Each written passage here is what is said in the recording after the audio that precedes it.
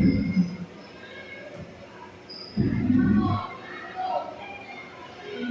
araw po. Paano mo malaman kung ano yung Lucy Perez, ilang taon po? 14, Sa service po. 28 years. Tapos, grade major. History. History. Ngayon, na kayo ngayon. History kami ng kami. Ano pong ginagawa niyo para po maging enjoyable po? Ginagawa ko is, ina-adapt ko yung mga, kung ano yung uso, sinasabay ko para hindi maging boring sa kanila. Kung ano yung uso ngayon, kung ang strategy na yung mga uso, yung mga TikTok, sabay din ako ng TikTok din. Ganun. Ano po yung mga kinakaharap mong problema sa pagtuturo po? At paano po ito susunod? Number one is attitude. Kasi from pandemic, tapos ay biglang nagkaroon ng face-to-face, iba na yung attitude ng mga bata ngayon. At kung paano ko siya hinahanap, ay sinasabayan ko sila. Kung ano yung ugali ko pinapakita nila, hindi ko siya pinokontra ng todo-todo. Pinagkasabihan ko pero hindi yung to the point na mararamdaman nila na yung gap namin kasi, ang problema kasi dyan talaga is yung age gap eh. Siyempre, 49 na ako, tapos sila ay, ilan ko dyan, 15, 14, 15, ay, yun ang nagiging problema ko. Pero, nagagawa ko siya ng paraan dahil since may mga anak naman akong katulad nila, mga teenager pa rin naman, so nakikita ko yung ugali ng anak ko sa kanila, naiintindihan ko. Tapos ay, ayun, pinag-usap ko sila, binibigyan ko sila ng payo, at yung mga kalokohan nila, pag walang klase, sinasabayan ko. Ayun. Ano naman po yung mga motivation na sinasabi niyo po sa mga estudyante? Ang sinasabi ko sa kanila ay, sa lahat ng mga paghihirap nila, mayroon silang incentives na makukuha. Kasi naghihirap sila ngayon, pero in the near future, maranasan nila yung success. Simple paghihirap ngayon, nagawa sila ng output, nagawa sila, mapagod sila sa pag-aaral pag may test, pero ang kapalit naman nun, syempre, maganda. So yun, lahat ng hardship nila, lahat ng mga sakripisyo nila, laging may incentives sila makukuha. So, paano na naman po na-handle yung sa panahon po kayo iba na po yung ugali ng mga estudyante? So, paano niyo po na-handle yung ugali po ng mga estudyante? Ayun nga, pag may 40 ka estudyante, 40 ugali din dapat meron ka. Batang tahimik, hindi mo siya pwedeng galaw-galawin o basta-basta mo na lang sabihan. Itataymin mo din kung paano siya kakusapin. At ito naman mga batang magaslaw, yung medyo may kakaibang attitude, na siyempre, yung handle ko grade 10, talagang nakikita mo na sa kanila yung iba na rin nga yung ugali, ay sinasabay-sabayan ko nga ng konti. Medyo kinakaibigan, hindi ko pwedeng sila salungatin mo. Wala, kung halimbawa ay nagkaroon ako ng problema sa may nagdala ng Yossi. May worse, mayroon pang nakitang yung gamit sa pang-drugs para pangyayari. After na may magharap sa aming pag-uusap sa practice discipline, ang ginawa ko sa kanila, sila palagi yung aking binibigyan ng attention, inuutusan, binigyan ko sila ng kanilang mga extra assignment, responsibility sa home para sila ay maging responsable at nag-work kami. Kumbaga ay mula nung nangyari yun, kita ko yung pagbabago nila. Ang nangyayari tuloy, sabi ko nga, huwag na may hili, trauma ko na tumakaw. Kung nung dati, ang tawag ko sa kanila ay mga boyfriends ko, nasabi nila ay, ang dami ko daw ex. Kasi nga, sasabi, itong mga boyfriend ko, ginagawa ko baga sila ng ina-adapt ko kung ano yung mga tawag dito, yung mga terms nila, as kabataan. Ina-adapt ko din. Ngayon, ay kung simula tropa-tropa, so ano tropa, ginagawa ko, ano tropa, saan tayo may session, ginagawa ko. Mangmula po. Nakikiano kumbaga, nagsasabi na sila ngayon ng kung ano yung nararamdaman nila, kung ano yung mga activities nila. Tatanungin ko, saan kagabi? Ay, wala po, ma'am. Ano na, nagsasabi na sila. Hindi na sila yung nahihiya na magsabi na, nagsasabi na sila na totoo. Pag may kasalanan sila, yun ang experience ko ngayon lang, last week lang, hindi ako nahirapang magpa-amin ng kanilang nagawang kasalanan. Ang dali lang nilang nasabi na, ma'am, sorry po. Ang totoo po, kami po talaga gumawa ng ganito. Pero hanggang doon lang po ang nagawa namin. Hindi ako nahirapang magpa-amin sa kanila. Ayun lang, ang experience ko na medyo dapat nga pala ay hindi mo tuturing na ikaw yung superior kaysa kanila. Kundi, o parang ano lang, may pagkakataon nga na parang tropa lang. Pero pag nasa klase naman talaga, teacher ako, siyempre, hindi niyo ako pwedeng tropa-tropahin na gano'n. Pero after noon, alam ba, pag break time na namin, pinupuntahan ko sila doon. Atin sila pinupumusta. Tapos bibiro-biroin yung ganyan. Ayun, nagbabago naman yung sila. Kumbaga po, pakiramdam is kahalbido mo, parang hindi ka lang. Hindi sila yung mangingimi na. Sabi ko nga, sa bahay, alam ko namang napapagalitan na kayo sa umaga. Pag umalis, alam ko napapagalitan na kayo ng inyong mga ina. Ayoko na dito, pagdating nyo, mapapagalitan na naman kayo. Para huwag kayo magpagalitan, gawin nyo ang tama. At saka nga, isa pa yun, sabi ko, gusto ko yung sila ay mapagalitan. Ang palapit sa akin na yung hindi sila mangingiming magsabi kung anong problema nila. Ayun. Paano nila mo po na-assess yung mga slow learner? Yung mga slow learner, binibigyan ko sila ng ano bang tawag doon? Kapartner.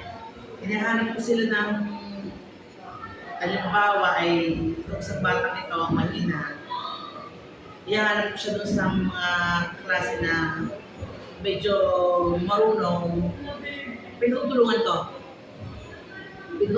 sa kanila na hindi naman totally pinatutulan. Pangit naman yung pinatutulan.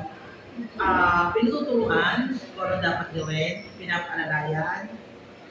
At worse na ngayon, pwede na kung hindi na talaga kaya, is ituro na talaga yung tamang sagot. At ang katwiran ko doon, alam naman talaga ang teacher ko sino marunong. Ang importante lang doon is hindi sila pinag. Kasi yung goal na lahat sila dapat ay makatapos. Lahat sila ay pumasa, sabay-sabay sila, aakyat sa etablado pagdating doon. Di ba lang, para walang maiwan. Kung ikaw ang mahina ka sa ganito, hindi lang sa subject ko yun, as advisor, sinasabi ko na lahat ng subjects nyo na halimbawa mahina ito sa ganito sa math, ikaw na marunong, turuan mo kung paano siya nagawa, compute, gano'n. Kung sa English, hindi makagawa ng composition, tulungan mo. Sa mga modules na dapat ay magawa, ay ituro mo kung ano dapat gawin, gano'n.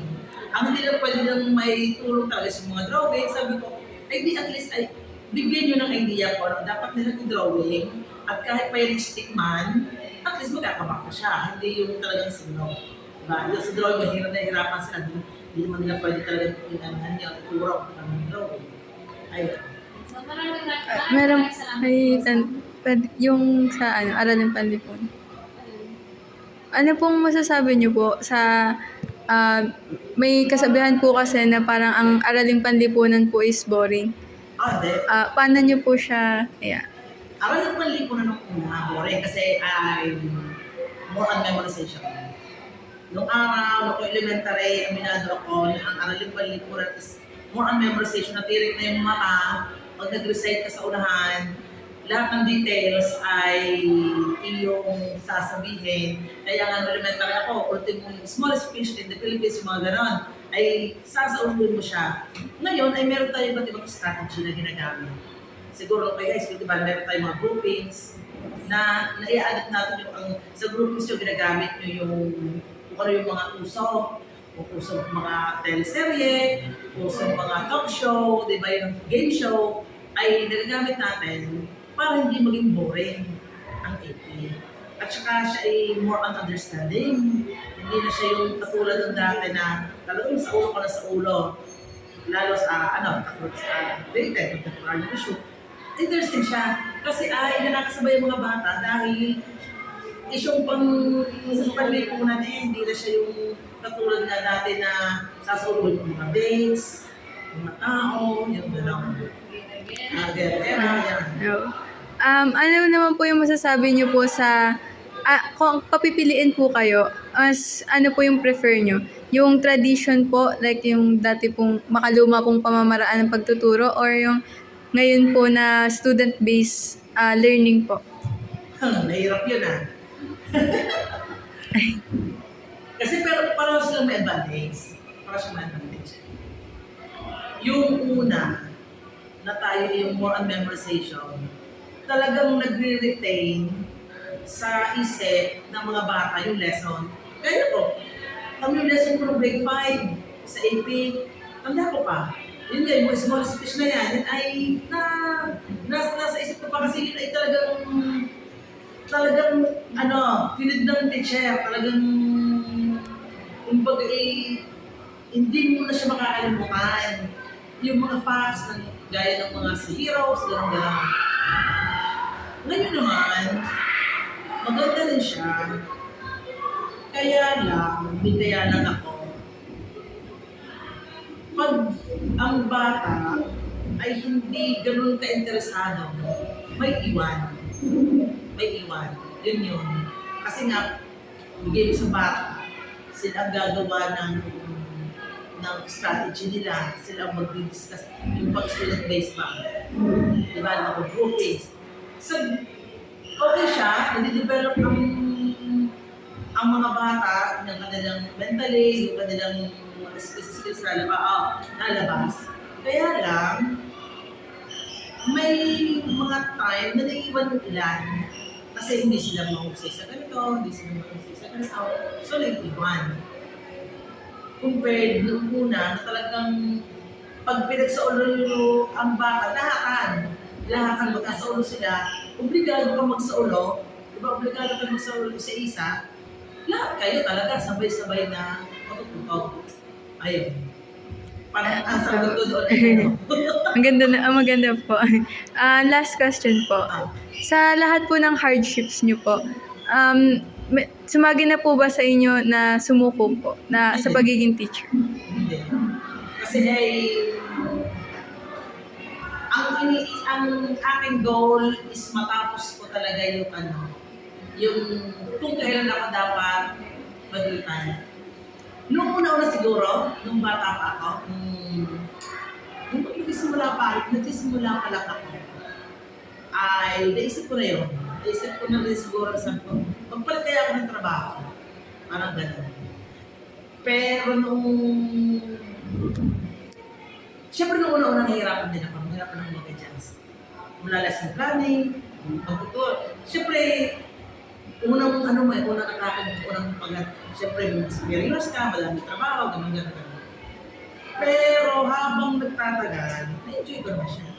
Mahirap, madami trabaho, pero dahil siguro tinanggap ko, nag-enjoy ako. Nag-enjoy ako may bata, nag-enjoy ako, sa totoo lang, sabihin, oo, may tapang din ako. Pero, on the other hand, nag-enjoy ako sa mga bata kasi napipil kong bata rin ako. Hindi ko napipil na ako'y natanda. Ang natanda lang sa akin ay yung buhok ko na namumuti. Pero yung pakiramdam ko, na nakakasabay ako sa kanila. Sa totoo lang, yung feeling ko na nakakasabay ako sa kanila ay sa malaking bagay, yung parang feeling ko daw natanda. Yung gano'n. Yung halimbawa, ngayon po sa TikTok, minsan, di ba kasi yung ginaganon? Tapos nagumano din ako. Sabi, ay, alam mo yan, ma'am. Sabi ko, bakit kayo lang bumilanan yan? Ano din?